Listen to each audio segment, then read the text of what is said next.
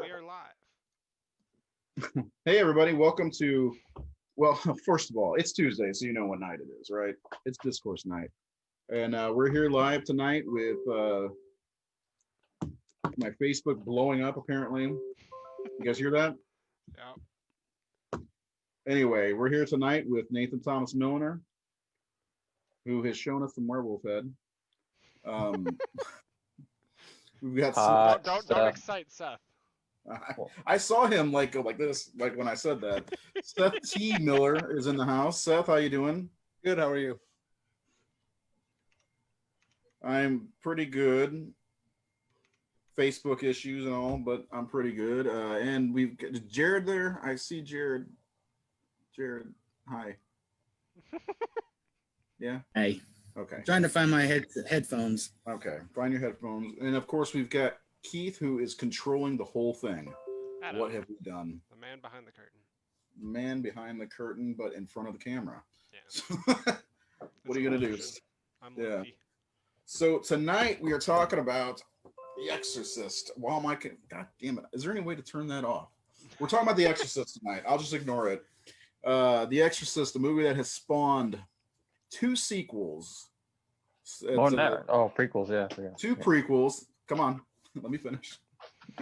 Prequels, a TV show, and 2 Italian horror ripoffs. And I asked when I did my live stream if anybody knows the name of those 2 ripoffs. Do you guys know the 2 Italian horror ripoffs?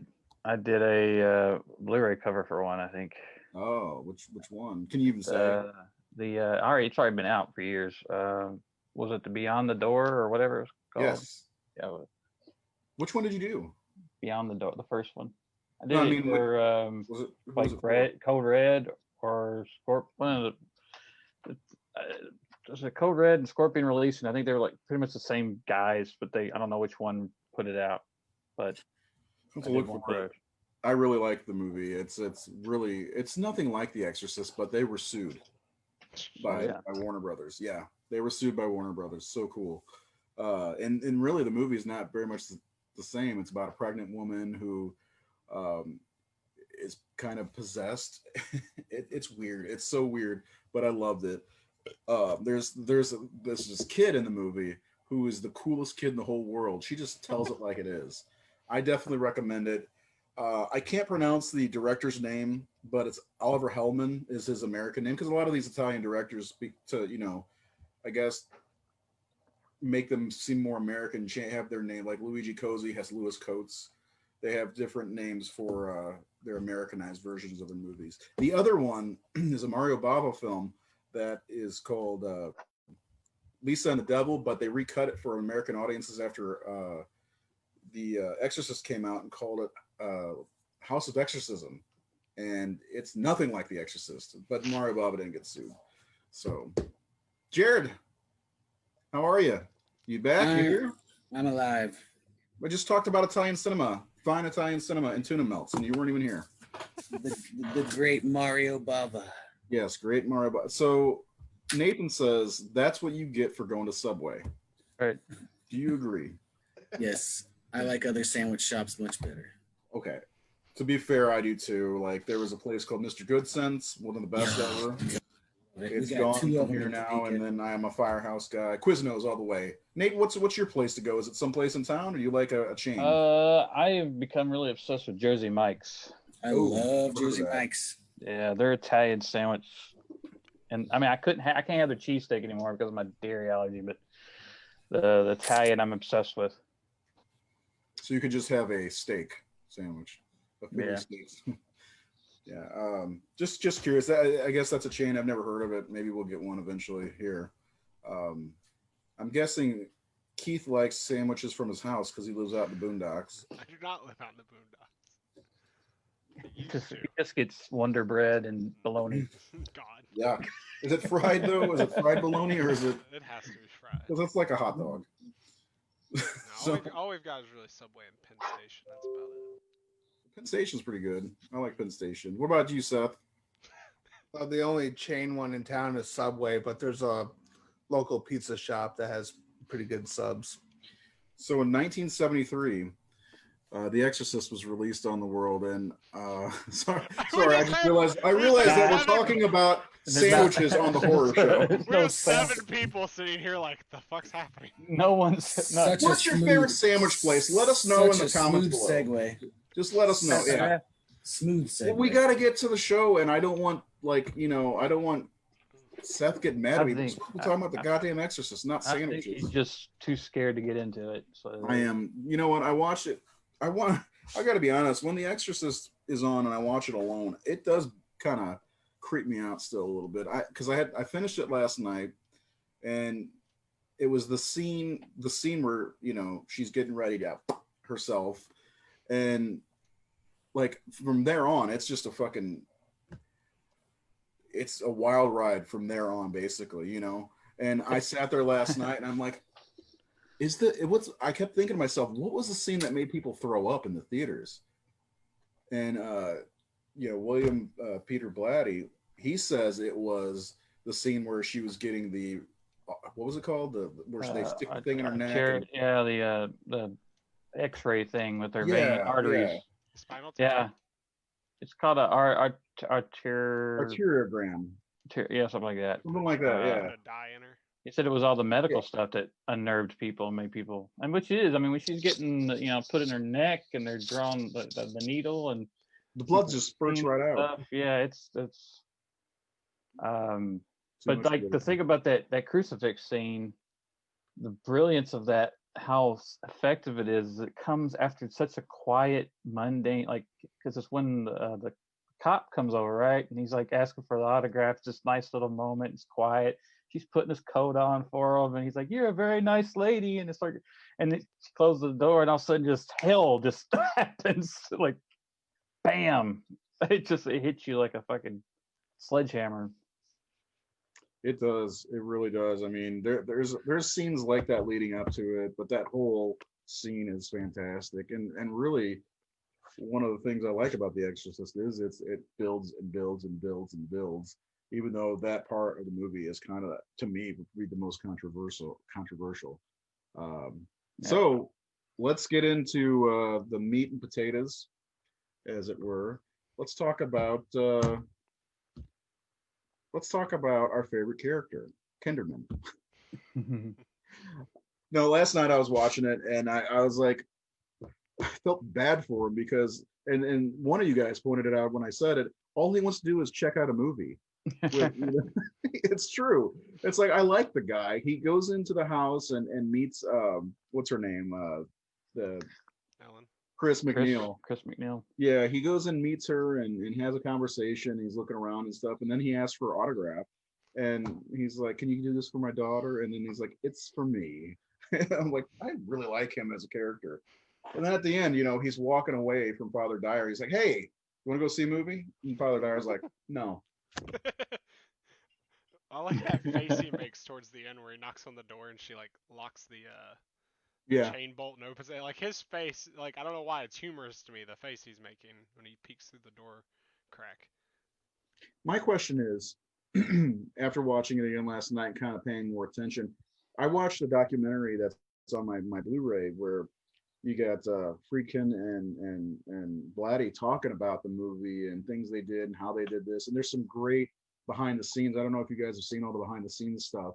I was watching today, just so happy that I bought that Blu-ray because I've never seen that stuff before. I was just like, cool, holy shit, this is awesome. Yeah, it's super cool. It's all silent, but it's still really cool.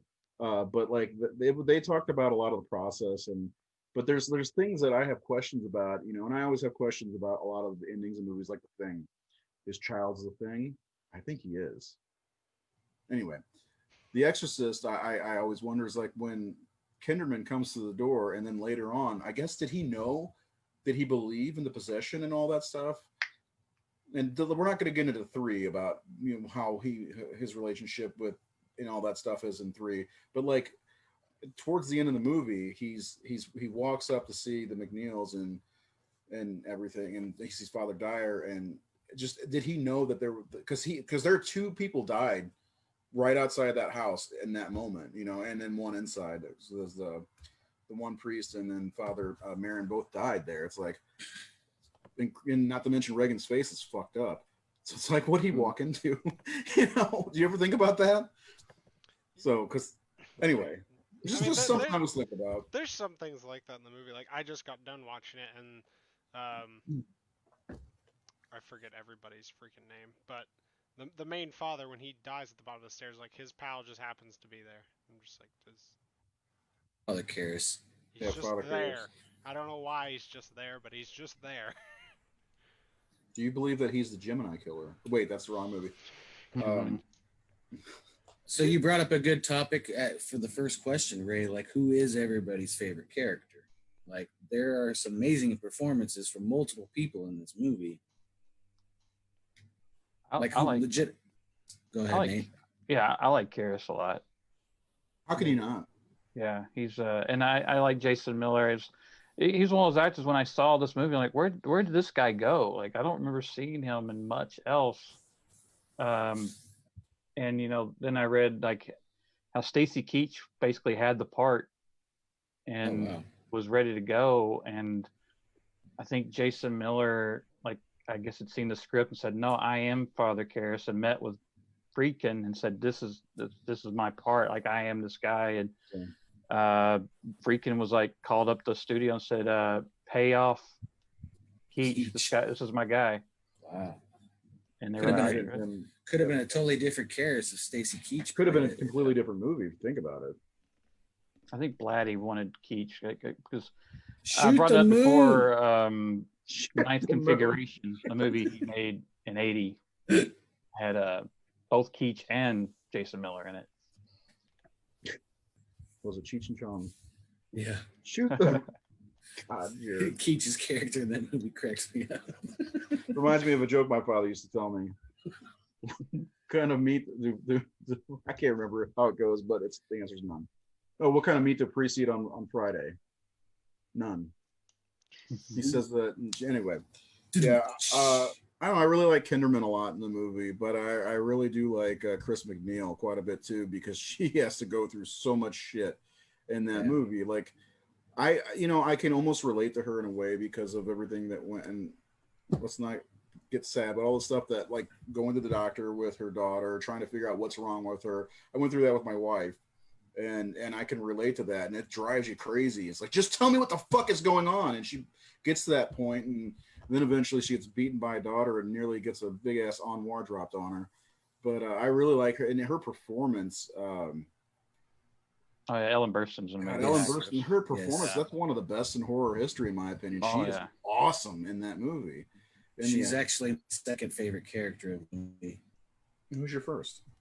Obviously, it's Linda Blair. Just how young she was and everything she was put through during that production and her performance alone. I mean, Max von Sydow, he's an amazing actor. Amazing.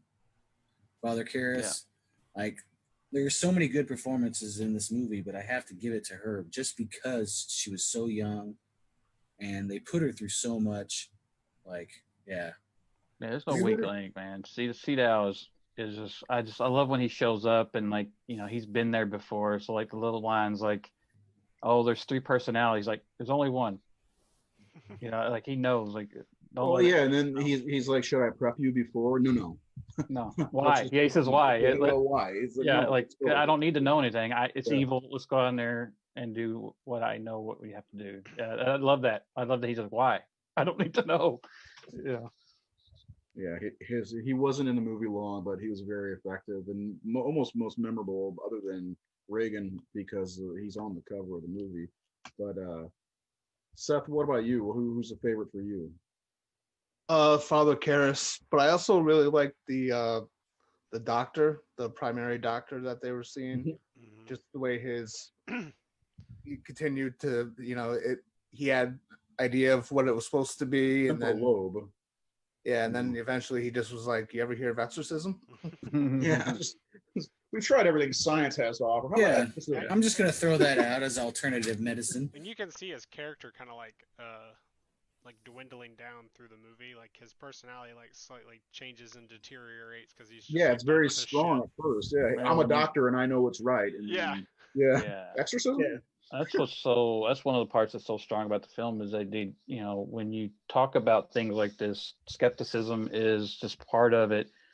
And so when you're saying, all right, we've tried science and science cannot explain this, so we're presenting both sides that this could be, some kind of biological thing. It could be puberty. It could be the original case. I believe they diagnosed him with epilepsy. It's a seizure thing, and people like that could become violent and do things and that they wouldn't normally do. Yeah. Yeah. So, I I've seen the love house that they it takes place present in, by the way. both sides of it. What's that? I've seen the house that it takes place in. It's not far from where I live. About It happened in 20 St. minutes Louis, right? Yeah. Yeah. Yep. And they closed down the wing of the hospital that the exorcism didn't happen in the house. It happened in the hospital. I think it was St. Louis University Hospital, and they had to close that wing down after the exorcism. I don't know why, but Because they were playing with a Ouija board with his aunt, right? And the aunt died, and they tried to like talk to her with the Ouija board, and that's what they let in the demon. The original story or the original case. they did make a movie based more closer to the original story too. Timothy Dalton played the priest character, and James Bond. I was listening to a documentary. I was cutting grass yesterday on it, and they were talking to one of the guys who was, I guess, the last living person who was there, and his job was just to hold the kid down during the exorcism. And he was talking about what was going on, what was happening, and a lot of stuff we saw in the movie in the book. Yeah, the help me was on that kid's stomach. It was a boy also. I don't know if you said that or not. Yeah. But somebody asked, does the Blu-ray come with more behind the scenes? Yes. The Blu-ray is 100% worth getting. About an hour long, right? The making of piece on there. And it's like, they're showing you, because the guy filmed it while on set. And I guess he never released it because they didn't want to reveal the secrets. He goes, but at this point, the movie's 40 years old. Or over 40 years old, and it's time to show the innovation that they pulled off, the things that they did, and that's something I had never seen. Like watching how they made the furniture move, and how they made the bed, and how it made her levitate. And I'm learning things as a filmmaker. I'm just fucking so absorbing. Like I was talking before we went live about the wires that raise Linda up, where they painted the wires in a dotted line instead of so like I was, if you see a dotted line, it becomes a little more invisible than if it's a full wire. It's like I've never even noticed there was a wire. No, I've never seen the wires. Well, that's a scene that also always had me in awe. Was, man, that looks legit. There's no CG, there's no blue screen or whatever. But yeah, there's a documentary, and it's basically Blatty, Friedkin, and Linda Blair, and then the DP, I think, right? That's the guy that shot it. It's the guy that did the behind the scenes, but I guess he was involved on the crew because he talked about how they came up with those rigs and things. Yeah, it's pretty awesome. Yeah, it shows one of my favorite scenes. It shows how they did that, and it was the scene where she grabs the guy in the nuts and he falls back, but the camera follows him. I'm like, fuck. And so they showed the rig. They built a chair and they just lowered him down with the camera right in his face. And I'm like, that is so cool. They showed all kinds of stuff. The Blu-ray, if you don't have the Blu-ray, first of all, for any horror fan, this is a must. The Blu-ray. Looks great. Yeah, it does. It sounds great. Best I've ever seen it look. Mm-hmm. And then the shot going up the stairs. They wanted that one shot of the nanny or the secretary taking the guy up the stairs. And they said, we didn't have Steadicam in 1973, so they built like a little swing basically for the DP to sit in, and they're controlling. They just pulled him up around the circle. And it doesn't change the way I think of the movie. I mean, the magic's still there. It's just really cool. Like, knowing that they shot this in 72, 73, it's like, how did they pull off some of the stuff that people are doing now with the equipment they had back then? Because they showed the camera was fucking huge, and like that shot you were talking about going up the stairs, there's literally a guy like holding on the guy and a guy pulling a string. It's like on a dolly or a pulley system.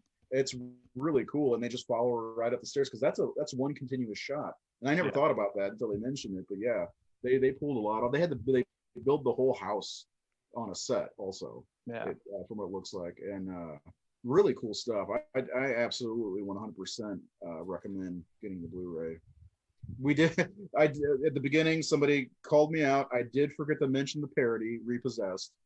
With Leslie Nielsen and Linda Blair. Yeah, that's a hilarious movie. Have you guys seen Repossessed? Yeah. He's like, It's been years. He's in the class talking about the exorcism, and this girl's skirt's like coming up. He's like, "Can you pull down your dress?" And she pulls her top down. It's a funny movie. It's really funny. It's you got Linda Blair. I mean, that's the good thing about it being a spoof is Linda Blair is actually playing Reagan, or the it's not. She's not Reagan though, is she? No, I don't think. But she's playing a young woman being possessed who was possessed when she was a child. Yeah, caricature. Yeah. Yeah, and that was cool to see her do that. Yeah, and it had a fun song and dance number. I don't think I've seen it in 25 years. I don't think I have. I need either. to pick it up. It's probably worse than I remember. One thing I was wanting to ask, do we know how long this movie, like the time frame of it is? Because that was one thing I was having problems when I was rewatching it, was like trying to follow and see exactly like how long it's been from the beginning of the movie to the end of the movie. Weeks. Because she saw like 88 doctors, and then I'm pretty That sure wasn't legit. She was probably embellishing. yeah, exaggerating. And then the main priest says that his mother died. Did he say 2 weeks ago or 2 months ago? Because I can't remember already. I don't think it's that long. I don't like. I mean, it doesn't seem like, because the weather doesn't seem to change. Wanna No, say it seems like it goes from fall to winter. Yeah. That's what it seems like. By the end She's of the on movie, making the film, and the director dies. Burt Dennings. Yeah, Dennings dies. So I don't. Isn't she? So I guess she's not going to marry him. I say a couple of months, Yeah, possibly. yeah. And the exorcism seems to happen pretty fast once he is convinced. Yeah. And remember, she can see all those doctors. She's an actress. She probably has a lot of money, so she. Oh probably, yeah. You know, I'd say it happens over the fall winter season. But that made me curious. Like, would Kinderman be as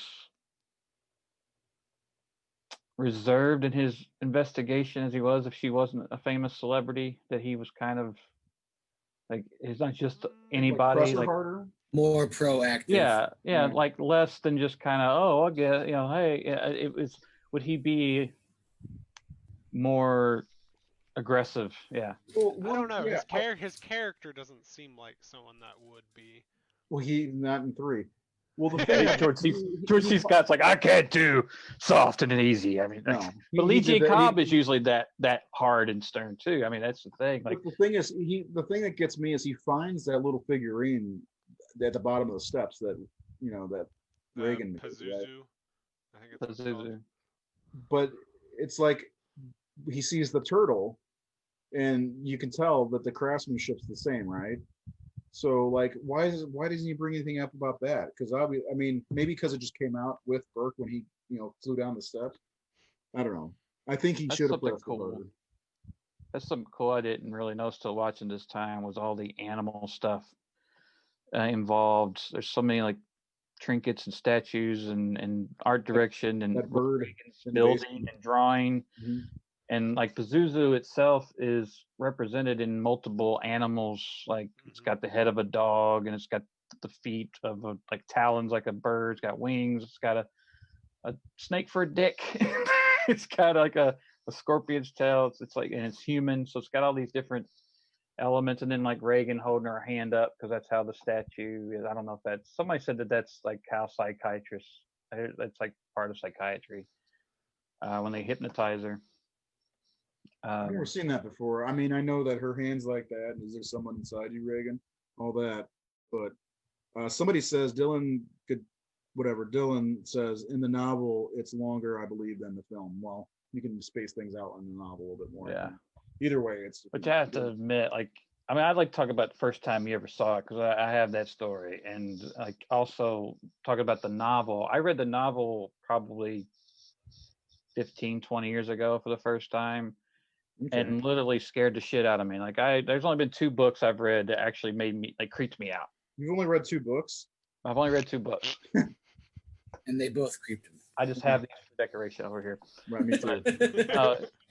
Yeah, but like, no, there's only 2 books that ever creeped me out. It was Mothman Prophecies and this. Oh, hell yeah. Fuck yeah. But like, I remember reading the spider walk scene in the book.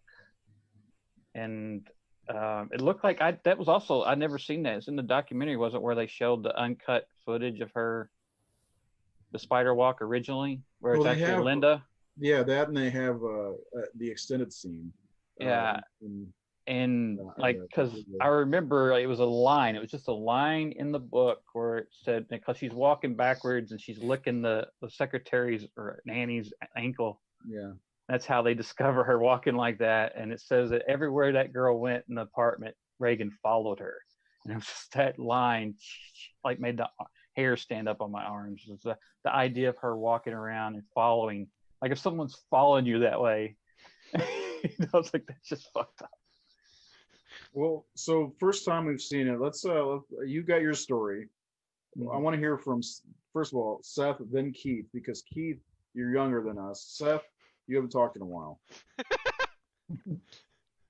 First time I saw it, I was actually in my late teens when I saw it, so the movie never really had the effect on me that it has on a lot of people. I'm thinking maybe because I didn't see it when I was young, or I just don't, I'm not really a believer. But it's I used to watch it a lot in my early 20s, but I watched it last night for the first time in like 14, 15 years. Really? Yeah, it's been a while. I don't know why. Did it hit you differently this time, or? No, I still appreciate it. It's I still just smoked a cigarette. Fuck this movie. Laugh like Beetlejuice. It's no American Werewolf in London. Where the fuck are the werewolves in this thing?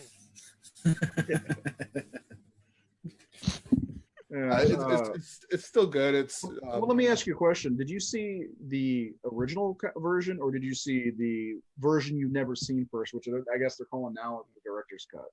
the version you've never seen. That's the first one you saw? Yep. Because that's the question I have for everybody, because that's the one I didn't see it till 2000 when it hit theaters, and I had heard about it so many times. And sorry, I'm hijacking, but I heard about it so many times. I went to the theater, and the theater was dead. There was nobody in there. There was maybe 3 or 4 people in there with me. I'm sitting towards the back, and during the scenes with Marin at the beginning of the movie in Iraq, I could hear things in the background, just like little noises. I don't know what they are. And the first time I saw when that light popped and you see Pazuzu's face and all that shit happening, it freaked me the fuck out. It did.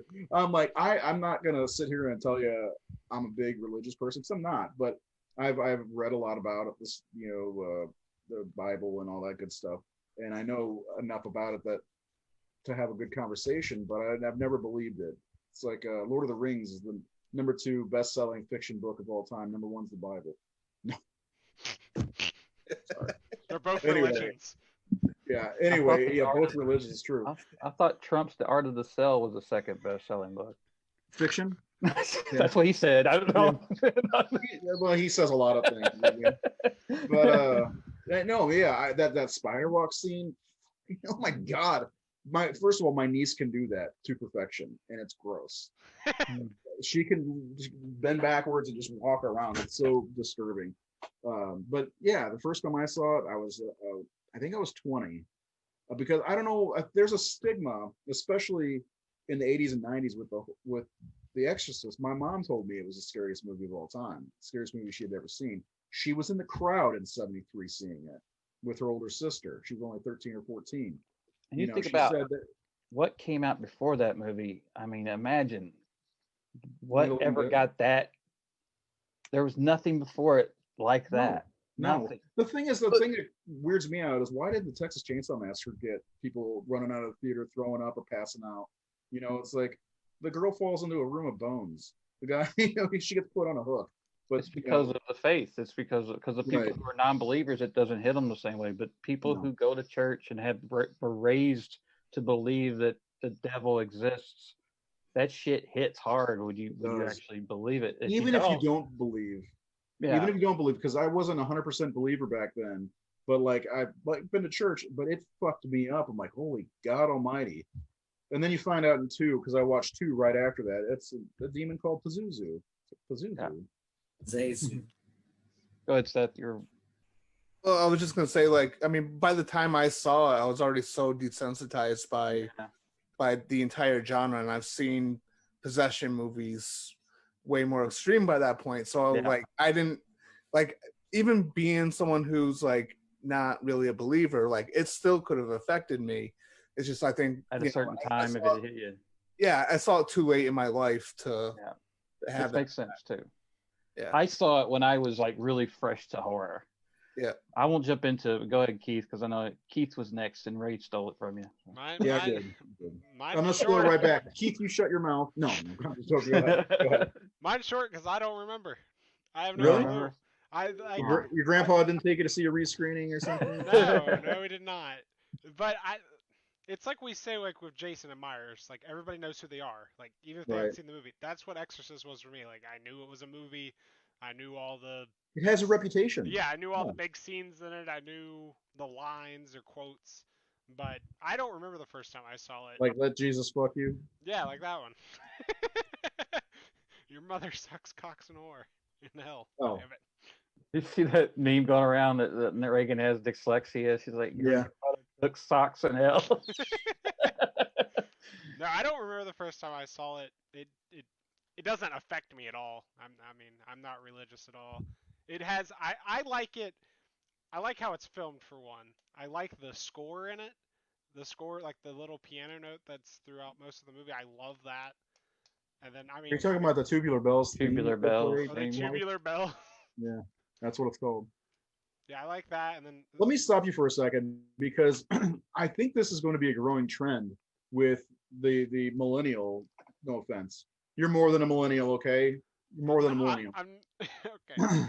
You're an old soul. But no, I'm thinking I tried showing this to my son, and he just was bored out of his mind. I'm like, this doesn't do anything for you. He's like, no, this is boring. I'm like, okay, well, but yeah, sorry. I think that's going to be a thing because I know that the last time I saw it in the theater, which was 2 or 3 years ago, people were laughing their ass off at it. I'm like, what's going on here? I mean, I could see that. I mean, we've already gotten the action.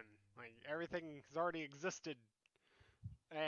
But the thing is like we went back, we did Hereditary and Midsummer. I did not like those movies. I was bored as hell, didn't know what the fuck was going on, thought they were overrated. I rewatched them. I have watched Midsummer like 8 times now. I fucking love that movie and Hereditary, but it's looking at it from a different perspective, which most people my age don't do. Because I like making things. I like the practical effects and the camera angles and the illusions and all that stuff. So yeah, you see the artistry behind the it. The Exorcist is that for me more than the movie itself, because the movie can get a little slow for me, but I still enjoy it, especially when you get to the deep end of the film. It gets absurd. I just thank God that I got to see these movies and was born when I was.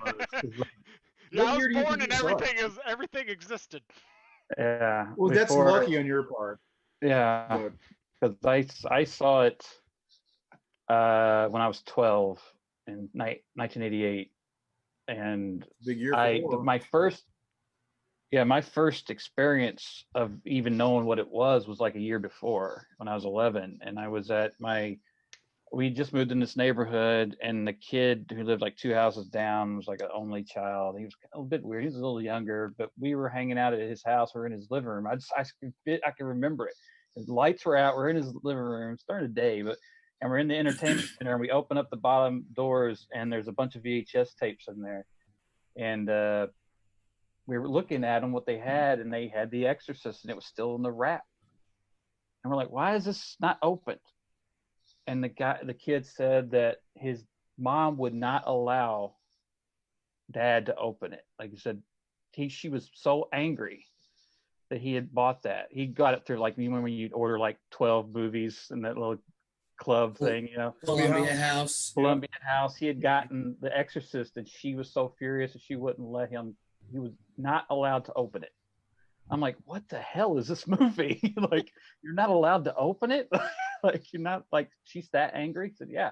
So I didn't get into horror till 88. I was just, other than seeing Poltergeist and shit like that. But, I saw Nightmare on Elm Street 2 and 3 and got into those films. So once I got into horror, was obsessed, and I wanted to watch what I could watch, catch up. Yeah. I was at my friend Brian's house, and The Exorcist came on, and it was on TV. It was, cable. So I didn't even see the uncut. I saw a cut version. And I was so fucking traumatized when my mom came pick me up at night. I didn't want to walk from the house to the car. I was so terrified. I didn't want to go out in the dark. And that whole night, I didn't sleep. It's the only movie that ever made me lose sleep because every time I closed my eyes, I saw Reagan's face and those yellow eyes looking at me, and I couldn't sleep. And so that's the only movie I don't watch it a lot because I like you said, Ray, I can't just casually watch it. It does unnerve me. It's like Hellraiser too. Hellraiser's the only other movie I just can't pop in for fun and giggles. It's like there's so, and I guess it is that I'm not a religious person, but I was raised Baptist, and so I came from a world where that shit was. And I was at that age, like Seth said, he was a little past it, but I was 12. I was still under that influence. Mm-hmm. I still went to church for Easter. I still went to all that stuff. So you're still at God that age and where the you're devil, like you don't know. Yeah, is what, this? what I don't. you're believing yet. Yeah, you're not investigating your own things. You're still under the influence of where you're at and who raises you, and you're impressionable. And so it again, like if you've been like grown up on John Hughes and Shakespeare, Spielberg and Zemeckis and Lucas, and all of a sudden you're watching The Exorcist at 12.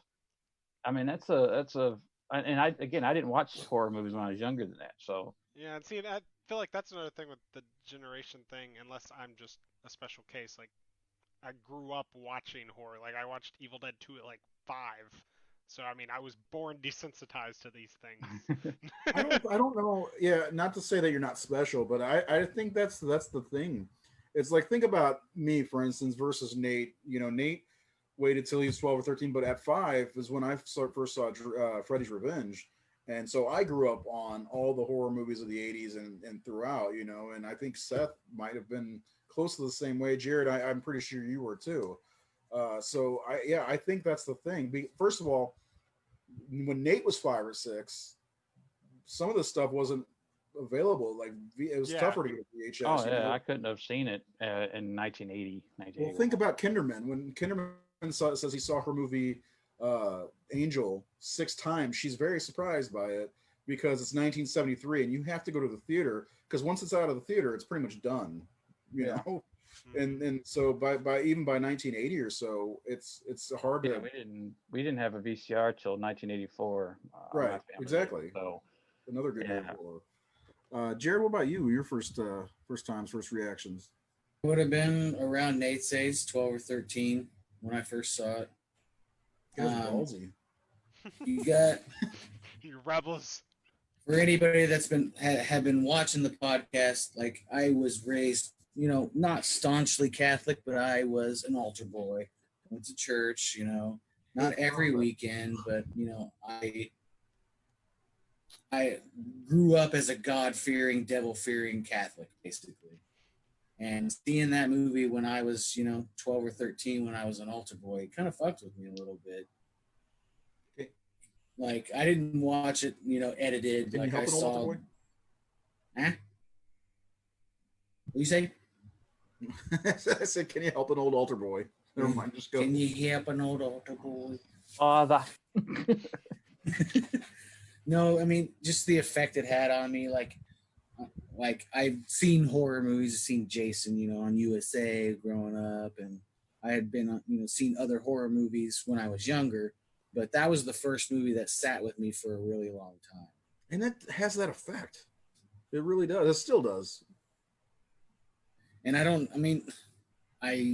am not as nearly as religious as I used to be. Yes, I believe in stuff, but just being at that age and not really sure what's going on, seeing a movie that's in your face when you're 12 years old, it's like, what did I just watch? Now, let me ask you this, Jared. Were you alone or did you watch with friends? How'd this happen to you? I watched it with my fellow priest. Oh. No, I'm just kidding. Okay. Another thing also, Jared, is you and I were the same age as Reagan is as well. So we're watching this young girl who's our age going through what she's going through. Yeah. We got a couple comments from your question, Ray. Anthony Lopez says, in the 70s, I don't fully understand the comment, but in the 70s, like by popular demand, I was really young. Does anybody get that? Am I young and don't understand something? It was re-released at some point back by popular demand. That's probably when he's Okay. talking about. That's when he saw it. Yeah. David Gill said, I watched it with my mom when I was in high school. I'm 30, by the way. We watched it after watching Salem's Lot and something else I can't remember. I've only seen it once, but wasn't a big fan when I saw it. I need to revisit it. Yeah, he said he was going to watch it last night before the show, but he didn't get time to. It's a good one. It's a 2 hour. That's one that I definitely wanted to do, and maybe we'll figure out a way to be able to do it. Maybe when Nate has a little bit more time, maybe we can do a commentary or on The Exorcist. It's definitely one I'd like to sit and watch with you guys and comment as things happen. Mm-hmm. At some Yeah. point. And like Keith talked about how well it's made. That's the thing. When you think of The Exorcist, it's William Friedkin who had just made The French Connection and just won an Oscar. Like this is one of the best filmmakers of his time, and he's making a horror movie, which we don't see. And this is a horror movie. There's no bullshit. No one's like, "Oh, this is a thriller." This is a fucking horror Wait movie. a second. No one's like gonna lie about Friedkin it. and Blatty don't like that it's known as a horror movie. You know Yeah, that, right? yeah, whatever. They hate that. But it is like what else is it? What else could it be? Oh, there's no doubt. It's a possession film. Yeah. I wonder how many people back then were like, "Oh, this is the guy who made French Connection. Let's go check this out," thinking it's going to be like French Connection. I like the French Connection. That's not badass. Or Gene Hackman's in this. And then Blatty was a French comedy writer, Connection. too. The French Connection is no like, sissy movie either. That's a hard edge movie. True. But that's the kind of filmmaker he is. Like, Friedkin's good. I mean, his filmography is awesome. And you go to like Sorcerer, which a lot of people didn't see. If you guys haven't seen Sorcerer, you really need to see that one. With Roy Scheider. Scheider, yep. Who's that guy? To Live and Die in L.A. and God, Ray, read the credits. Bug was really amazing with Michael Shannon, and I mean, this is a great. Killer Joe was one of his recent ones. I was just working with Kevin Roach on my new film, and he did Jacob Belinsky did a stage production of Killer Joe, and Kevin played the McConaughey part in it. Wish I'd kind of seen that one. But Friedkin is just, and there's a new documentary about Friedkin. I think it's just called Friedkin, and it's a must watch. He's just, I love him, man. I love the ending of the documentary. I even quoted him because he talked about, I like showing my movies at film festivals, but not for competition, because I don't like criticism. I don't like judges, because who's to say, who are you to fucking tell me that Treasure of the Sierra Madre is better than Superman versus Batman? It's like, it's bullshit. He goes, fuck you, and the horse you rode in here on, you're right. It's like you don't have a place to tell me what's good and what's bad. It's the person who's watching. It's not why I make movies, to have some asshole who don't know what the fuck they're talking about tell me what's good and what's bad. I really liked his documentary, and he gets a lot of shit for the things he did on the set to get people to do things or to react the way, or the Ellen got hurt, like really seriously hurt, when they yank her down when the dresser comes at her. Mm-hmm. Linda got hurt on the bed when the bed's whipping her. She's actually screaming for help because it's hurting her. It's affected her whole life, she said. Yeah. I think, didn't Jason Miller say that he fired a gun near his ear to get him to react? And he got really yeah. And he's like, I'm an actor. I don't need that shit, I thought Kubrick went far. Oh, nowhere near. There's a couple points in that documentary where Friedkin comes off as really, really, like, if you watch it, if somebody watches that today who doesn't understand that the times were different back then, he comes off as a creep. Oh yeah. So I don't know if you saw that or not. Notice like the masturbation scene, as they call it. He was trying to convince her to do that. It just came off as super creepy. It's like, dude. Yeah. Chris Hall said, like, everybody went to see the Fly remake thinking it was a comedy because it was produced by Mel Brooks. It was a laugh riot. That's a good one we haven't talked about. The Fly. We haven't talked Hey, about American Werewolf in London either, have we? Eric I Stoltz. think we talked about him a little bit in the practical effects episode we did, but that's about it. That'd be Seth's episode, The Shrine. He's got a big boner for werewolves. Nah, Seth will get on here and be quiet. You know. Silence. What? You know, What did you say? It said Silent Seth. Silent Seth. it's just one of the best made horror films ever made. Even if you, and it sucks that people don't think it's slow and boring and not effective. It's kind of strange that something that good doesn't have an effect on some people, but that's just how it is. People watch. For years, I've been hearing about how Citizen Kane is overrated and not great. And again, it goes back to Orson Welles invented so many things that everybody's doing because of that movie. Like That's all the thing. timing. That's like we were talking about earlier before the show, like 2001: A Space Odyssey. It's okay to like not like a film, but like it for the things it did. Like, oh my God! because like in Citizen Kane, they did the whole like poking holes in the oil painting of the crowd and like flickering a light behind it to like make it look like the crowd is slightly moving. Well, I mean, filmmaking has changed a lot since Oh the yeah. 70s. I mean, like back then we had all these nice slow burn movies that could take their time. Even movies like Alien and Aliens and Predator, they start off pretty slow. Like they don't get into the action until like half hour, 45 minutes in. But these days you got to have action like right from the start, and You do. that's just how. Because you're going to lose your audience at 30 minutes. First 5 minutes, you got to do it, and I think a lot of it just comes from this unlimited content availability, where people say I spend more time trying to find something to watch than I actually watch something, because you're going through. And I think people now, if you're on Netflix or something and you watch 5 minutes, and if it ain't hooking you, you're going to turn it off. So I can imagine people turn on The Exorcist, and for the opening 10 minutes, it's a slow, quiet, all in different languages. I can never understand this. 10 minutes long. If I start a movie, I finish it. I don't understand it. It annoys me. Well, I'll turn it off if it's a bad movie. Like, I won't turn it off because it's not gripping me. I'll turn it off if like this is bad. Like the filmmaking's bad. That's when I'll turn. Like, this is painfully written bad. This is like that's when I'll turn a movie off. No, but that's when you riff track it, Nathan. Damn it. Well, that's the only time I ever stopped was like, yeah, this is not going to get any better. This is a bad film. But The Exorcist, when you're watching it, it's not a bad film. There's so much masterful, like that opening. But again, when I was younger, that bored the shit out of me. That opening, like what is that all about? Did I have to sit through this shit? It didn't intrigue you. That's not at 12, not like when I was young, but like now watch it, yeah. And because you don't know, I think it's because Marion disappears for 2 hours. Yeah. And you're like, what was the significance of that? And you realize, oh, everything in there is setting us up for when he does arrive. And that it's laying that character down, and his inevitable connection re-battle with this evil that he knows is going to happen. It's coming.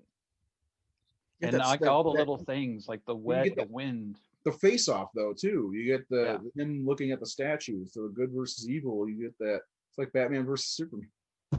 Maybe that's where my son was bored, because the first hour or so, it's until she grabs the guy by the dick, and that's when it starts ramping up. But the first hour or so, it's slow. But I like slow movies. Yeah, I like a good slow burn. That's funny that we brought up at the beginning, because David Gill has a question for us. Yeah, I was about to read that. Oh, you go for it. He said, question for you guys. One of my issues with the expectation of a few scenes and moments. I didn't think exception. Like he changed its exception. Oh, exception of a few scenes and moments. I didn't think it had aged well. What do you guys think? What's wrong? Aged well. Like, I think he means effects wise. I feel like he means effects wise, but I mean the only thing that stood out to me when I just watched, the only thing like I can blatantly tell is whenever it shows like her stomach before the help me pops up, but like her stomach, like you can tell like it doesn't Still look good. impressive. But other I than mean, that, yeah, nothing else seems off to Yeah. me. Look, it's you're no talking come about get her. Dick Smith, who is like the god for most effects people. Like, his work on that movie. Like, you don't even like. I knew that Max was young. I didn't realize he's my age when he made that movie. He's 44 years old, which also filmed really weird because Jason Miller is only 34. He looks 44. Yeah. It's old, man. I was like, he's a kid. He's 34 years old. But the makeup on him on Max is just really phenomenal, even all these years later. And then on Reagan, I haven't got this. These are actual molds of Dick's, and it's him working on it, and they're incredible. I can see the makeup, and anybody you talk to who's in the industry will talk about that man. Like he's a titan, and his work in The Exorcist is just legendary stuff. I don't, and again, you gotta go back to how it, because if you look at like even like Savini, 7 years later, that shit looks worse than this stuff does. Like that stuff looks dated. That stuff looks phony in some ways now. Yeah. I mentioned that with Friday the 13th. Yeah. Part 4, the Jason head sculpt, it looks like a mask. And you're talking about 11 years after The Exorcist. Right. Well, 1973. There's not much.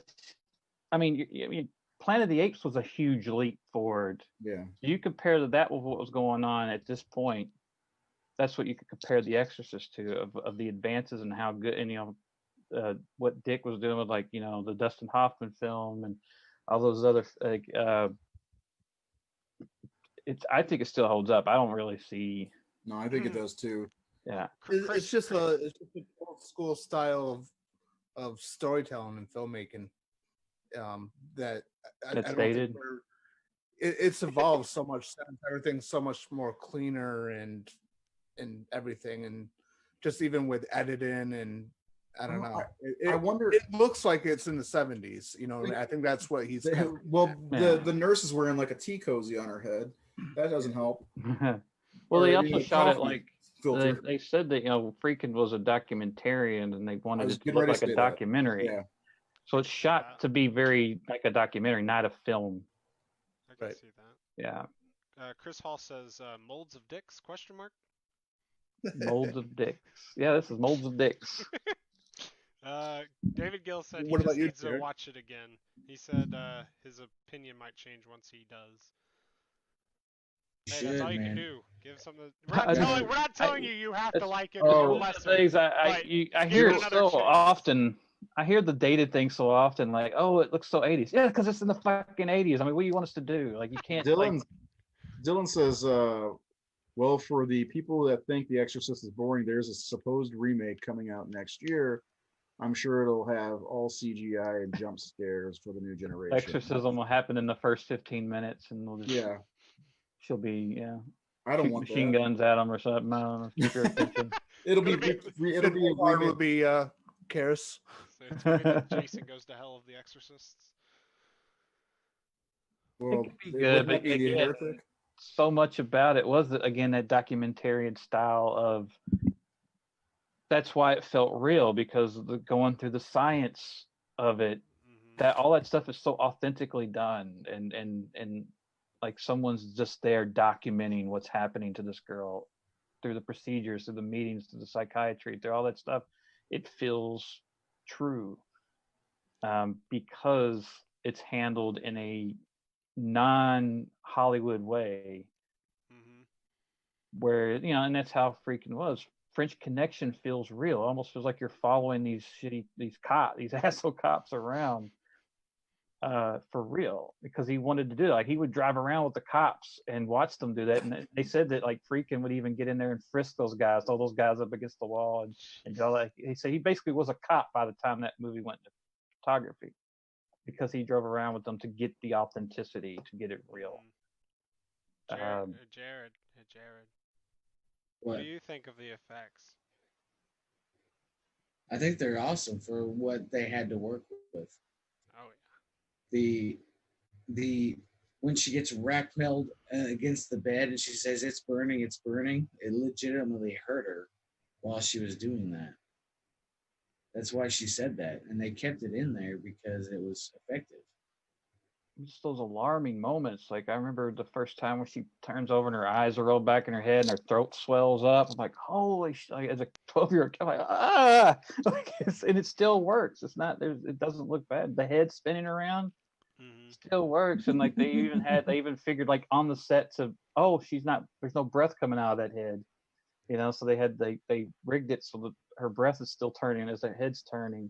And I was able to see that prop in person. There was a convention a while back that had all of Dick Smith's stuff, and they had that prop of Reagan's body, That's the sweet. fake, and it was amazing looking. God dang it. Chris Hall said in the Exorcist remake, Father Karras will probably be an MMA fighter. What? He said Father Karras will probably be an MMA fighter. Yeah, John Cena's playing Father Marin, so.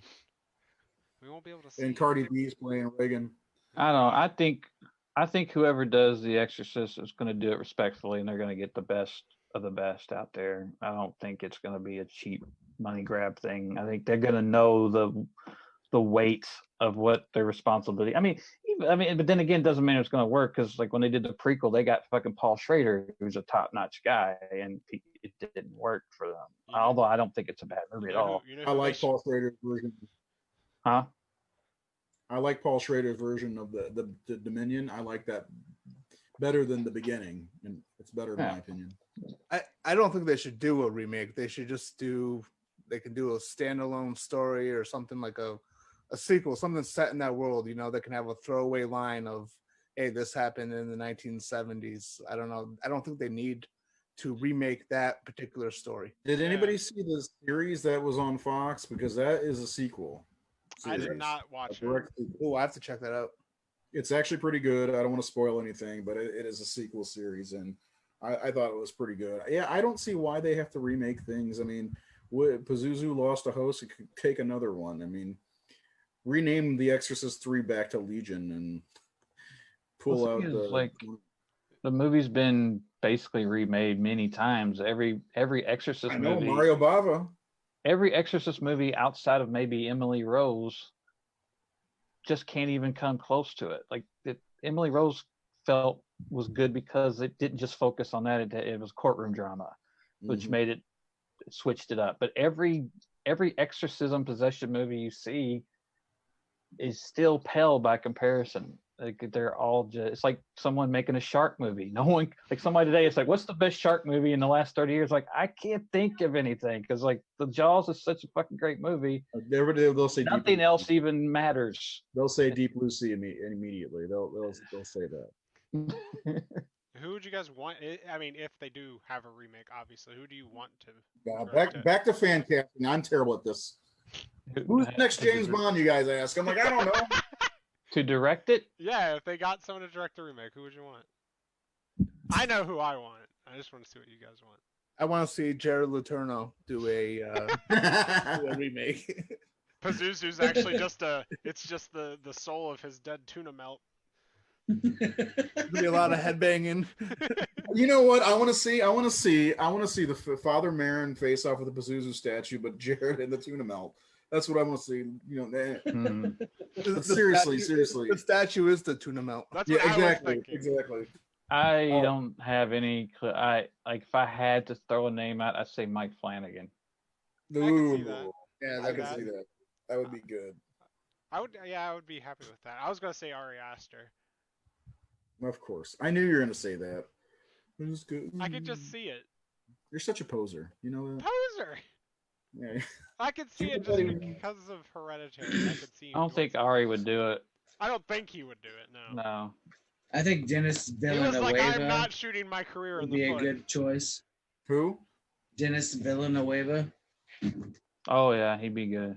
What did he do? Dune and Blade Runner 2049, and yes, yeah. He's a very good. Me do good. Or what's the guy that did The Lobster and the Killing of a Sacred Deer? You'd need somebody, or even Darren Aronofsky. might be. I would shit my britches if he actually did that. Only if there's an ass-to-ass scene. Oh God. In an exorcism movie, you could do that, right? I mean, let him fuck you in the ass with me, ass to ass. God. What's happened to this show? That blew my mind when I saw that. I don't want a remake of The Exorcist. It's inevitable. It's been inevitable for years, but I never want to see a remake of it. I'll watch it, but yeah. Dylan, I don't know how to pronounce your last name, so I apologize. Said season 1 of the Fox series, The Exorcist, was excellent. Gosh, Dosick. What'd you say? Gosh, Dosick. I'm trying to pronounce his name. Dylan Gajdoshtik. I can't do it. Anyway. And then Zach Wellgate agreed with you, Nathan. Nothing comes close. And then he said Sharknado. Haha. Sharknado. I mean, I was like, I don't know. I don't think there's the best movie like of that type to me since Jaws is Rogue, that no one watched. What about as far as a big large animal attacking water? Did you like Shallows or 47 Meters Down? I remember Shadows was okay. That's the one with Robin Lively or what's it, Blake Lively? Blake Lively. Not Robin. Teen Witch. Yeah, Blake. Related though. I thought that was pretty good. I don't. What's the one with the couple? It was based on a true story. They're out in the water. Open water. Open water. I remember that was decent. But the first one was good. Yeah, there's just it's just Jaws is more than a shark movie. That's the thing. It's not just a shark. It's everything else around that shark. What's the best exorcism movie since The Exorcist? Oh, Emily Rose, in my opinion. Obviously, Exorcist 2, The Heretic. Come on. Or I mean, The Exorcist 3 is great. But if I had to pick something outside of that, other than Emily Rose, technically Wreck is a possession movie, right? Yes. Yeah. So Wreck. Yep. Okay, what do you think, viewers who are watching us? What is the best exorcism movie since The Exorcist? Let us know in the comments, and go subscribe to the goddamn YouTube channel. I'm tired of asking. Would the Conjuring count? Because I was about to say I would throw the Conjuring out there because both, yeah. The Conjuring is kind of a mishmash of a ghost house story and a possession. Mm-hmm. Yeah, I would agree with that. I didn't think about that. Good job. Good job. Good job, youngster. Thank you.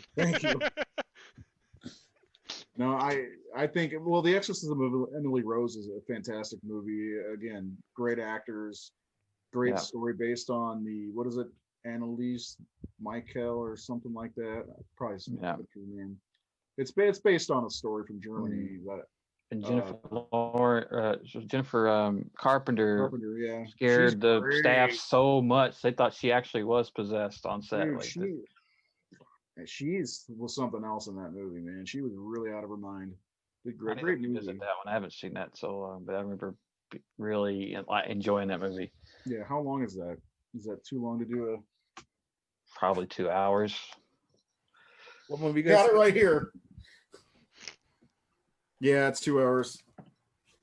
So I have some fun historical facts since we're kind of meandering right now.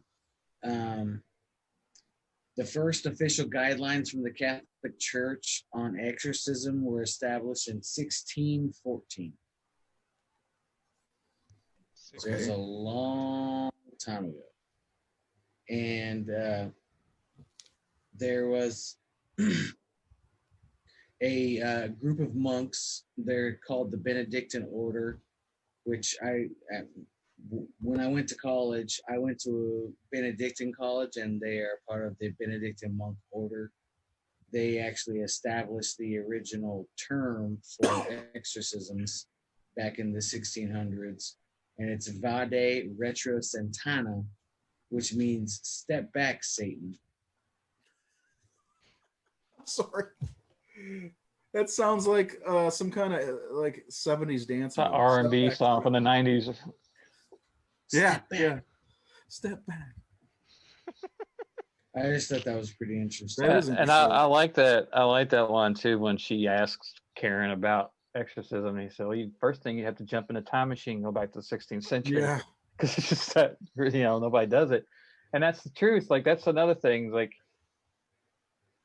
there was a time where the devil was as real as everything. Like when people watched The Witch, they didn't get it, but like The Witch was written for that time where witchcraft was as real as the air. Like it was that like there was a true blue. If something was a foul, it was because of Satan, and witchcraft and all that. So as he's saying, like when people bring up exorcism or things like that in The Exorcist, it's great that they have that. They take that. Even the priest is saying this is outdated and we don't believe this. We've discovered mental illness and the causes of these things, which just kind of really helps along the movie for us to go along with it. That even the priest is saying it's psychological. It's your mind, it's your body, it's your so when they do everything they possibly can, as like exorcism, you need to. I would say go talk to a priest. That's when no one can help you, and we can't do anything for you. Ellen Burstyn's reaction, like like you talked about, Ray, about how people don't have answers for you, and you're going back and forth. I mean, unfortunately, a lot of people have dealt with that. Where when she says that line, where he tells her that, she's like, "Well, what? You're going to send me back to them? They sent me to you." I mean, like that's the thing. Like no one has answers for me. Just somebody help me. And that her scene when she talks to Karis and is like that, where I don't know what to do and they can't help me, and now you're saying the church can't help me. Somebody fucking help me and help save my child. I wonder if that would be legal today to like look at someone like exorcist. Like if you're a doctor. There's a show on Tubi, The Real Exorcist. Check it out. Oh God. It's ridiculous. It is. People go see him from around the world. I think he's in England to go get an exorcism, and he does an exorcism right there. Be gone, Satan, and stuff like that. That's another moment I like in the movie where she says to Karis, "Is she gonna die?" Yeah. And the way he responds is like, "Fuck no, she's not." Like he doesn't say it. Yeah, that's what makes it up. Action. Though. Yeah, and it's a great little moment of unspoken. Of what his it's not on my watch. No. Got some answers. Then he goes in and go ahead. So we've got Zach said Exorcist 3. Dylan said Exorcist 3 was great. It is. It's underrated. Alex Ross said he loves the Conjuring movies. Dylan said the 2 Conjuring movies are pretty decent. I agree with you. Second one's my favorite. They're exceptional. I need to revisit those. I like both of them. Conjuring 1 and 2 are. I mean, people who don't like them and just say other jump scares are not fucking paying attention. James Wan's an exceptional filmmaker. James Wan should direct The Exorcist. Amberly Searles, I hope I'm saying your name right, says, has anyone watched the documentary The Devil and Father Amorth? No, but is it streaming? Let me know. I'd love to check it out. Yeah, I've not heard of that one. I love docs. Zach said, do you guys think possession is just a mental disorder such as, oh gosh, you're going to make me read big words. Schizophrenia. Oh God, I'm retarded. Yeah, no, you're not. Well, that I'll start by saying that leads into a bigger question on faith. First of all, some of them have been documented as that. Right, but that I think for a personal viewpoint, I think you start with Jared. I love that shirt, by the way. It starts with faith, and then is that Nosferatu or something? Yeah, it's a nice shirt. But I mean, it depends on what you believe in. I think some of it's people. If you watch The Real Exorcist, it's people who have mental problems of wanting to. I don't know. It's a good question. I mean, I don't believe a very. Sorry, I don't believe in any of it. I mean, But I'm also I have to see it to believe it, kind of.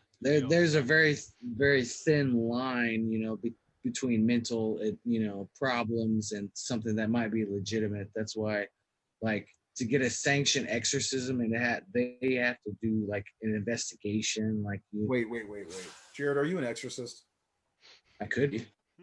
I think you might be. You went to the school. It wouldn't be in Latin though, because in 1999 they gave us the choice to do it in English. Oh. Just, I think we're digging a little deep here. I think Jared went to school to be an exorcist. That's what So Jensen and Jared, they're overdoing it. They don't have to do it in Latin. So Jared just carries around Bumblebee tuna cans in a Bumblebee bandolier, but it's got holy water inside of it. And my new movie has a lot to do with just evil and unknown evil and this like old elemental stuff. And a character mentions, we don't know everything, and we're not meant to, and we'll never understand everything that's out there.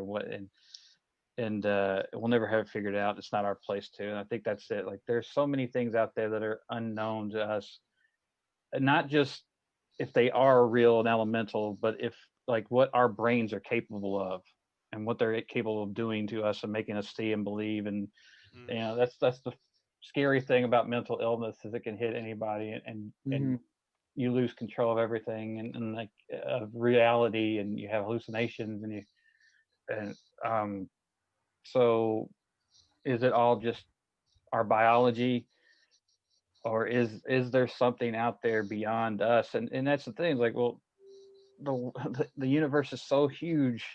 It's like the alien question and all these things. Like, it just seems ridiculous that like mankind is the only intelligent life, or the only or that. That's a whole another question to ask. Yeah, it's like it's too big. It's too big for us to really answer, because no one knows until we know, and it's too late. It's like, I don't know. It's a great question though. For me, I'm up for a good conversation about this type of stuff all the time. So, do I believe in the God and the devil and the God? God and the devil and all that stuff? I honestly don't know. But I love Satanic Panic. So so Chris Hall mentioned he said he thinks the Autopsy of Jane Doe is a possession movie, and it's excellent. Is that a possession movie? Or is it more of a ghost movie? It's a witch movie. Good movie. It is a good movie. Damn good movie, though. It's a damn good movie. That's if we talked about the last movie that actually freaked me out, that's the last movie that actually freaked me out, was Autopsy of Jane Doe. Watch it in the dark, no lights on. Yeah, I went into that movie blind. I didn't even hear anything about it. Too. I think it was on Netflix or something. I was like, click. Brian Enright said it was a good movie. He's like, I don't trust you, so I watched it anyway. Yeah, Brian has a weird taste in movies. His favorite movie is the Serbian film. So keep reading the question or the stuff. Where was I? Serbian film. Dylan said he likes the second Conjuring more than the first. I'm with you.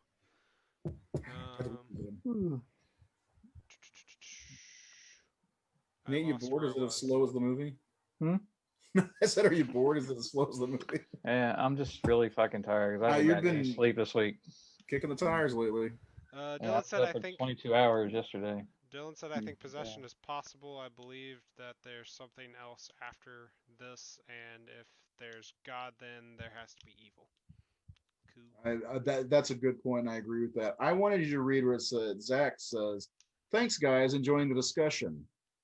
Thank you for being here, and come back every Tuesday. We do this every Tuesday. And it's the same movie every Tuesday. So this is all scripted. I just couldn't remember my lines. That's why I ramble. I'm trying to find comments because I've got all this person's watching with you, this person's watching with you, and I gotta like comb through and find the comments. Brendan Hale says he owns this Exorcist shirt. Yeah. Sweet. Hot topic. My Fright Rags Garbage Pail Kid Reagan. Gretchen Reagan. The only Exorcist shirt I own. Yeah, I don't have an Exorcist shirt. I felt I needed one, and Hot Topic had a sale, so I'm so goth you wouldn't even believe. Zach, we do all kinds of fun stuff. Stick around, trust me. And go subscribe to the YouTube channel while you're at it. Anyway, so yeah, this has been a lively discussion about The Exorcist. I've quite enjoyed it. Is there anything else we want to touch on before we're getting close to the end? What haven't we not covered? I was just going to mention that there was some snafus during the filming of this movie, and some called the set cursed. There was a couple of deaths and a fire, and delayed the filming for like 6 weeks. Like, just thinking about that and the core like storyline. Was there a serial killer who appears in the movie in the hospital? Like a guy who actually turned out to be a serial killer. Really? Yeah, one of the orderlies or paramedics or something. Yeah, was it the person holding her head, or was it someone else? I think it was. Guy with the beard. Yeah. Yeah, they show him very much in that documentary holding. I'm like, who they hired that guy just to do that? I mean, well, he killed people too, apparently. So if you want to learn more about the whole curse thing, you could go watch what is Cursed Films. Yeah, Cursed Films on Shudder if you own Shudder. Yeah, they also talk about the movement of exorcisms is growing, like real life, because they talk about that in that documentary on Shudder. But yeah, check that out for sure. There's 7 reasons why The Exorcist was cursed. I'm looking at it right now. Apparently, Linda Blair's head turns backwards. Oh, that's part of the movie. That's a dummy. Thanks, Dylan. Dylan said this is actually great, and he'll be back next Tuesday for sure. Hell yeah. We appreciate everybody who watches and hangs out, and especially comments and talk, because this is all we want to do is hang out with you guys, right? Yeah. That's what we're about. Thanks for the subscription. And why don't you guys plug in our Thursday show too? Yeah. Which one's doing it?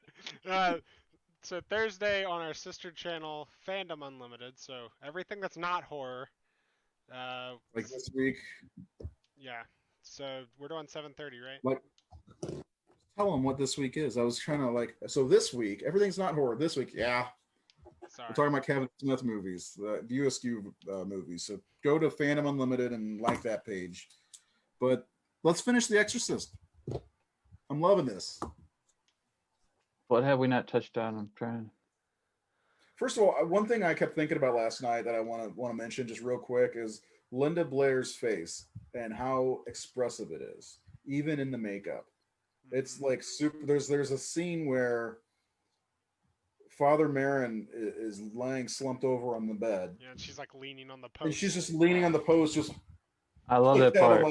She's kind of like, what's going on, huh? Right. I'm wondering the whole time I'm looking at it, I actually paused it to look like, what is she thinking right there? What is Pazuzu thinking right there? Because it looks like, look what like I did a good job. Laughing. Yeah. I was gonna say that scene in particular, she has the most characteristic out of the rest of her scenes in that movie. I don't know if it has to do with the lean or if it's different makeup prosthetic just for that scene. Well, it's not just that scene alone though, because the scene where she's being hypnotized and she looks up and the look on her face there right before it turns to the skull, you can see he's like, oh god, she is fucking creepy. I mean, she's an amazing actress, and if this was the only movie on her resume, I mean, she'd still be an amazing actress to me. Because have you not seen Hell Night? Just saying. I think that the way that she's sitting there like that is what's really cool about that scene, because they could have went the other way where she could have been sitting there menacingly evil, but she's like sitting there almost like Pazuzu. It's could you say that almost like that the villain is at first kind of like, fuck, I killed my nemesis, because Marin was, it's like that was the battle, and like he's dead. Mm-hmm. And it almost like he died not because of Pazuzu but because of natural causes, like prematurely, and the battle's over or something. I don't know. It's just, that battle was over. I mean, yeah, I don't know. It's just that was something that hit me last night when I was watching. What is going on in the brain of that demon right then and there? There's so many great scenes that we didn't talk about that like we didn't really get into the scene about the when she grabs the guy's dick. I've said that so many times. Grabs the guy's dick, and we didn't talk about some of those iconic scenes because there's a lot to unload. In Yeah, this there's movie. those little I love when they're playing the piano. She comes down, says you're gonna die up there. Oh my god, yeah. Starts peeing on the floor. Yeah. Just a great moment. That's one of my favorite lines of the whole movie. Yeah. Now does she say? She says, "I'm gonna die up there," right? No, she says you're gonna die up there, right? Yeah, I think it's because that one priest, he's traveling, isn't he? Because earlier in the party he's talking about going somewhere, and the other priest asked him if he'll take him with him. So I think she was telling him wherever he's traveling to, he's gonna die up there. It cuts to him. It cuts to that guy. And there's no reason for him to cut to him. Yeah. His reaction to it. And I love like just her bad behavior when they're doing the tests in the beginning. Where she's like, "Oh wait, no, isn't I don't want that." Yeah. Isn't that she's like on the wall, like. Is that guy that I'm thinking of? Is that the one that the first one that fell down the stairs and died, or is that? No, that was the director. That was the director. Okay, never mind. He was gone by that point because he called the guy a Nazi. Yeah, that was a very odd part of like added submission to the movie. It's them getting drunk and like trying to slap each other. That was a great part. Has anyone remembered the Exorcist spoof on SNL? I do not. Oh, from the original, from the 70s with the primetime players. It's been a long time. Wasn't it like, was Dan Aykroyd or was it Chevy Chase? I can't remember which one played the Exorcist. I had seen it. I think, what's her name? Jane Curtin was playing the Reagan part. No, it was a bunch of throw up stuff. Yeah, I think they just keep on. Dylan says you're going to die up there. She's talking about the astronaut going up in space. I forgot about that. That they're talking about. Yeah, that makes sense. Thank you, Dylan. No, but let's talk. What about Scary Movie 2? Yeah. There's the parody with James Woods and what's her name? What's Anna her Faris. name? Russian doll. Oh yeah. Oh, what is her name? She was in American Pie. I know she was in American Pie. But they Oh. spoofed The Exorcist and Amityville. Natasha Lyonne. Natasha, yeah, that was pretty fun. That's a good spoof as well. So that's a bad thing. Every time I see that piano scene in the actual Exorcist movie, all I think about is Scary Movie 2. Well, there's also the great scene with James Woods and the flies and coughing and stuff, and it turns out he's taking a shit. Yeah, I love that scene because I'm a big Amityville guy. So I don't know, guys. I definitely want to figure out a way to do an Exorcist commentary. Would you guys be interested in watching The Exorcist with us and talking about it? We do commentaries for anybody who's new. We've done Jason Lives and Dream Warriors, but maybe if Nate has more time, we can do The Exorcist one of these days. Yeah, on a weekend. Yeah, I think that'd be fun. I'm down. What did you say? Fuck work, Nate. Just say our next one is Halloween, right? That's gonna be our next commentary. Halloween 3. Halloween 3 is the next one. Yeah. So check this out. Thank you, Jesus. We've got next Tuesday. We're starting our Halloween coverage for October, and we're going to talk about the Rob Zombie Halloween movies. So that probably we'll have like 2 views. No. So if anybody fun just for people to come on and talk about how much they hate it, because that's what people love to do. Bring on the hate. That's the horror. That's like 50% of the horror fandom's best pastime. It's not baseball. It's hating on Rob Zombie. Rob Zombie's Halloween. we're gonna talk about next Tuesday. We're talking about Halloween and 2007 and Halloween 2 2009 Rob Zombie's 2 Halloween movies, and we're gonna spend some time on the Halloween series coming up because Seth threatened me with with physical violence, even though he's like 1,000 miles away from me. We got to do our due diligence. Yeah. Well, I don't think we've ever covered the Halloween series on any really incarnation of this show. We had the closest was when we had Sasha Jensen on. Yeah. If anybody likes people who just joining us, we've had a few celebrity guests on. We had Sasha Jensen from Halloween 4. We had Ken Sagos from Dream Warriors, and we just had Leslie Vernon cast a couple weeks ago, We had the and Dream Master. we had Lisa Wilcox. We had a lot of nightmare people. Mark Patton. Let's not forget about the great interview with Mark Patton. Those are all on our YouTube channel. Also, you can. They're about an hour and a half to 2 hours on some of them. Disregard my crying during Mark Patton. Yeah. So let me get back to October. We're going to do Halloween from Rob Zombie. We're going to talk about the Halloween 2 versus 2018. Which one do you like better, the 1981 Halloween 2 or the sequel that came 2 years ago? Spoiler alert: Halloween 2 is better. And then we're gonna do a commentary on the great Halloween 3 Season of the Witch. We're gonna sit down in our living rooms or watching space. In Seth's case, he's not going anywhere. We're gonna watch Halloween 3 and discuss how great that movie actually is. And I pulled it out of being underrated a year ago because there are so many people who actually appreciated it, and I still think we need to talk about why it's a great movie, because it is. Would you guys agree that Halloween 3 is great movie? It's better than some of the sequels. Okay. Better than most of the sequels. Nate, what about you? Yeah, it was the first one I ever saw. I didn't know who the fuck Michael Myers was when I saw it. There you go. I like, this is weird. This is creepy. And then I fell into that whole thing like in my teens where like, doesn't have Michael Myers. Oh, I thought you were gonna watch number 3 and you went and watched the other ones. You're like, where's Shamrock? Like, this ain't stupid. It's actually really. It's one of part 3 is like one of the most interesting horror movies. Uh-oh. Nate's switching. He's 1980. He's right. There's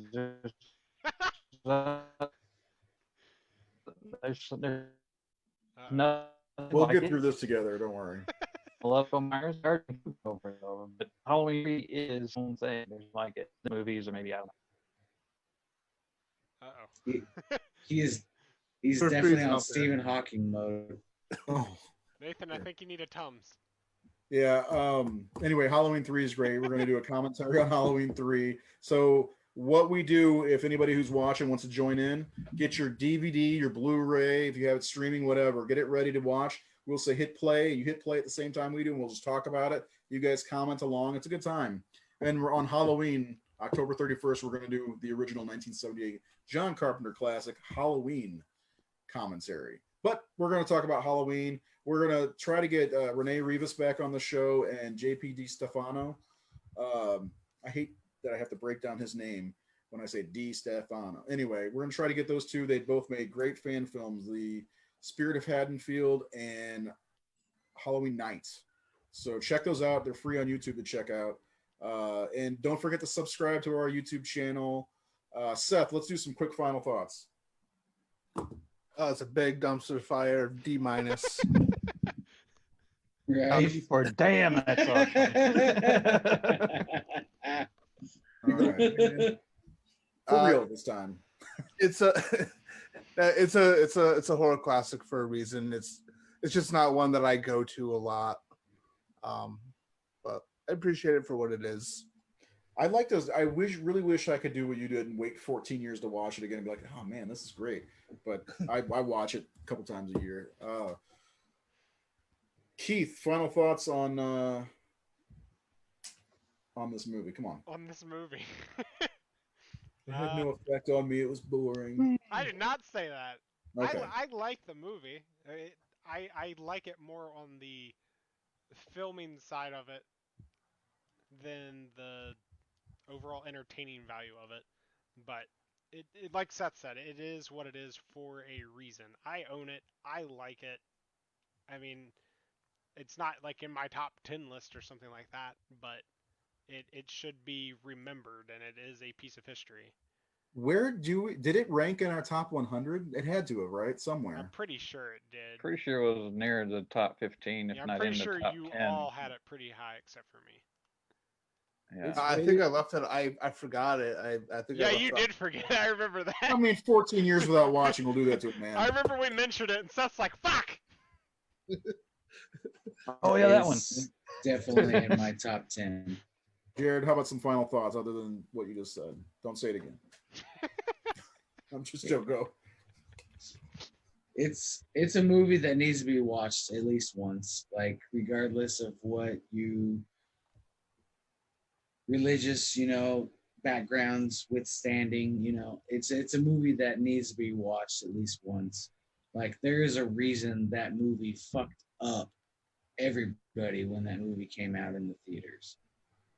And it wasn't just, the crucifix scene, it wasn't just the operation scene, people threw up because of the pea green soup throw up scene. Like it's just that movie had so much of an effect. Like Jaws was another one that had that much of an effect on people in the theaters. Like you, I did an article when the Horror Syndicate first started about how the audience reaction completely like changed things when it comes to horror movies.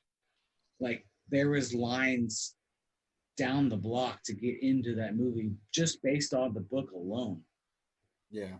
And I think I read that due to inflation, this is the highest grossing R-rated movie of all time. If you take $441 million in 1973, yeah. So yeah, just to have that like immediate impact, like the social impact that everybody was going through when that movie came out, like everybody was freaking out when that movie came out. Like, people were fainting, like they were interviewing people when they came out of the movie. They're like, I don't want to talk. Like I have to go. Like, like just to have that effect in a theater, I only wish that I could have lived through that. Like been there when that happened. And when was the last time that ever happened in our lifetime? That wasn't our lifetime, but what happened to his internet? Movie that's had that kind of effect on anybody in the last 40 years.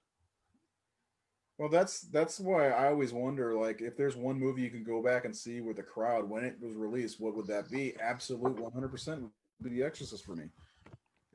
For the first time, also, By the way, with inflation, Exorcist would have made $2.5 billion. Yeah. So it's got to be one of the highest. Nathan, are you there? Uh-oh, Nathan's. I see him moving. I don't know. Glitching out there. Let's just go ahead. Let's go ahead and end the show. He's glitching pretty bad today. Nate, are you there? I saw him move. I'm here. Can you hear me? Yeah, you keep glitching out a little bit. Do you have anything you want to try to say before we go? His internet is not happy. All right, I'll wrap things up then. Oh, wow. God. There we go. That worked out pretty good. That worked. It glitched. That glitched so perfectly. Well played. Yeah, well played, Nate. All right. I'll just wrap things up. Check us out next week as we talk about the Rob Zombie Halloween movies. I had a lot of fun tonight. I hope you did too. Check out the YouTube channel. Please subscribe. We're getting close to 300, and I'd like to get to 5 by the end of the year. At this rate, we might get to 502. Do me a favor. Next time you watch a horror movie, turn the lights out, turn the phone off, and enjoy the movie. Yes. We will talk to you on Tuesday with Halloween. See you next week.